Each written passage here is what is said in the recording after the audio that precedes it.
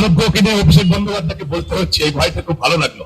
দুদিন আগে অব্দি অভিষেকের প্রার্থী বলছিল 1,00,000 ভোটে জিতবো। মানব গ্রহ দুদিন প্রচার করতে শুরু করার পর সেই চেতাটা 50,000-এ নেমে আসছে। আর দুদিন যাওয়ার পর এই 50,000টা আর থাকবে না, শূন্য হয়ে যাবে। ভাইপো বলছে আমি নাকি 25 বছর কলকাতায় ছিলাম। এর খবরগুলো ভালো করে জানতে হবে ভাইপো। শুধুমাত্র উড়ে এসে ছুড়ে বসে ভাইপোগিরি করলেই তো হবে না। 25 বছর নয়, 26 বছর আমি বিভিন্ন জেলাতে কাজ করে এসেছি। বালুরঘাট দিয়ে জীবন শুরু করেছি ইটিভি বাংলা নিউজে। নিজের দক্ষতায় চাকরি পেয়েছি, কোনো পিসির দক্ষতায় চাকরি পাইনি।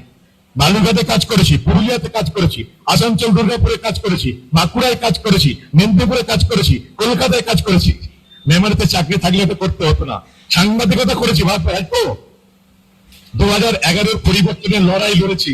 2008, 9, 10 জঙ্গলমহলে তোমার পিসির গাড়ির কনভয়ে সাংবাদিকদের যে গাড়ি থাকতো সেই গাড়িতে আমার কনভয় ছিল। তুমি কোথায় ছিলে ভাইপো? 2014 আগে তোমাকে কেউ চিনত না। তোমার একটাই যোগ্যতা, তুমি মমতার ভাইপো। পরিবর্তনের লড়াইয়ে তোমার অবদান কি?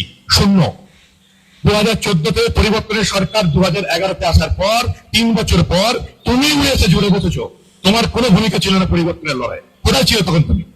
2011-তে পরিবর্তনের লড়াই হয়েছে, তখন তুমি কোথায় ছিলে? তখন তুমি দিল্লি আর দুবাইয়ের বারে বসে থাকতো। তুমি কাদের প্রার্থী করেছো? তুমি আজকে অভিযোগ করে যাচ্ছ যে আমি নাকি টাকা নিয়ে ইউটিউব চ্যানেল চালিয়েছি। তৃণমূলকে আনার পেছনে আমারও ভূমিকা ছিল কাঠবিড়ালির মতন, তোমার কোনো ভূমিকা ছিল না।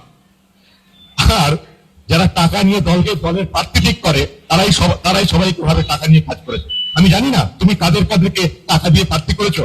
গোটা বর্ধমান জেলার লোক জানে যে বর্ধমান দক্ষিণ আসনটা কত টাকায় রফা হয়েছে। গোটা মেমারির লোক, গোটা বর্ধমানের লোক জানে মেমারির আসনটা কত টাকায় রফা হয়েছে। তাই মেমারির কোন ক্যান্ডিডেট এই আসনটা কিনতে পারবে ভাইপো? বর্ধমান থেকে আসা একজনকে বালির কারবারিতে তুমি টিকিট দিয়েছো কত টাকার বিনিময়ে, গোটা বাংলার মানুষ জানে ভাইপো। সবাই থেকে তোমার মতো দুর্নীতিবাজ ভাবো? 150 কোটি টাকার সম্পত্তি বাজেয়াপ্ত হয়েছে লিপসন বাউন্স কোম্পানির পিএমএলতে, প্রিভেনশন অফ মানি লন্ডারিং অ্যাক্টে। সেই কোম্পানিটা কার ভাইপো? লিপসন বাউন্স, তোমারই কোম্পানি। 2014 এসে যে দুর্নীতিটা তুমি এই পশ্চিমবঙ্গে শুরু করলে, তৃণমূলটাকে তুমি শেষ করে দিলে, তার পেছনে তোমারই অবদান সবচেয়ে বেশি। 2014 পর থেকে যতগুলো এখানে নিয়োগ হয়েছে সব তোমার দুর্নীতি হয়েছে ভাইপো। মানুষ জানে তুমি এখানে এসে কিচ্ছু করতে পারবে না। তোমার প্রার্থী মেমারিতে হারছে। তুমি ভাবছো বর্ধমানকে একজন টাকা দিয়ে প্রার্থী করলাম, মেমারিতে একজনকে টাকা দিয়ে প্রার্থী করলাম, বর্ধমান থেকে মেমারি এই বালির কারবারিটা পুরো ওপেন হয়ে গেল। এটা হবে না ভাইপো। তোমার সেগুলো বালি, তুমি যতই বলো তোমার প্রার্থী এখানে হারছে, জিততে পারবে না। আর ये डर मुझे अच्छा लगा, তুমি যে ভয় পেয়েছো ভালো লাগছে আমার যে তোমার ভয় পেয়েছো। তাই তোমার প্রার্থী বলছে 1,00,000 ভোটে জিতবো, তুমি সেটাকে নামিয়ে বলছো 50,000। এই ভয়টা পাওয়াতে চাই তোমাদের পিসি ভাইপো যে মানব গ্রহকে ভয় পাচ্ছ, এটা খুব ভালো লাগছে। এই সিটে তদ্দফুলি ফুটবে মেমারিতে। কারণ ক্ষমতা নেই তৃণমূলকে জেলাবে, তৃণমূলের লোকেরাই ভোট দেবে না।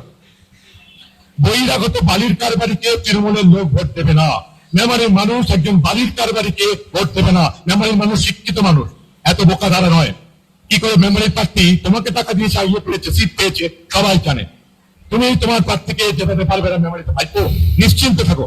আর জেল খাটার কথা বলছো, তুমিও জেল খাটবে ভাইপো। তোমার তুমি টিআরে থাকার কথা ছিল। 150 কোটি টাকার সম্পত্তি উদ্ধার হয়েছে, তোমার বাজেয়াপ্ত হয়েছে লিপসন বাউন্স কোম্পানি, তোমার কোম্পানি ভাইপো। তুমিও টিআর জেলে যাবে। আর তুমি কাদের টিকিট দিয়েছো? কাদের টিকিট দিয়েছো? কুণাল ঘোষ, তোমার পুলিশকে কি কাণ্ডে? চিটফান্ড কাণ্ডে, সারদা চিটফান্ড কাণ্ডে কুণাল ঘোষ জেলে গিয়েছিল 2.5 বছর। আমি তো খবর করে জেলে গেছিলাম, খবর করে, তোমার আর তোমার পিসির বিরুদ্ধে খবর করে, হিন্দুদের অত্যাচারের বিরুদ্ধে খবর করে, হিন্দুদের বিরুদ্ধে যে অত্যাচার হয়েছিল সেই খবর করে জেলে গিয়েছিলাম। তুমি তিহার জেলে যাবে গরিবের টাকা চুরি করে। তুমি কাকে টিকিট দিয়েছো? কুণাল ঘোষ সারদা চিটফান্ড কাণ্ডে 2.5 বছরের জেল কাটা আসা। তুমি কাকে টিকিট দিয়েছো? জ্যোতিপ্রিয় মল্লিক মানুষের খাবার চুরি করে দিয়েছি, রেশন চুরি, তাকে তুমি টিকিট দিয়েছো। তুমি মানিককে টিকিট দিয়েছো, কি চুরি করেছে?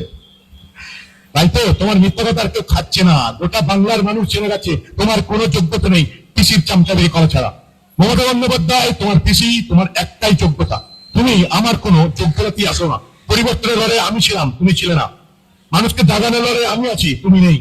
তোমার যা যোগ্যতা, তোমার সঙ্গে আমার কোনো তুলনায় চলে না। তুমি আমার সম্বন্ধে সেই মেমোরি বাস স্ট্যান্ডে বলে গেলে ভালো লাগলো। তোমার এই ভয়টা আমি তোমার চোখে দেখতে চাই। পিসি ভাই করে মানব গ্রহকে ভয় পাচ্ছে, এটাই হচ্ছে আমার জয়। ভোট মেয়ে মেমারিতে পদ্মফুল ফুটবে, মানব গ্রহকেই মানুষ যেতে হবে ভাইপো। তুমি কিচ্ছু করতে পারবে না। এই যে তোমরা যার ভিডিওটা দেখলে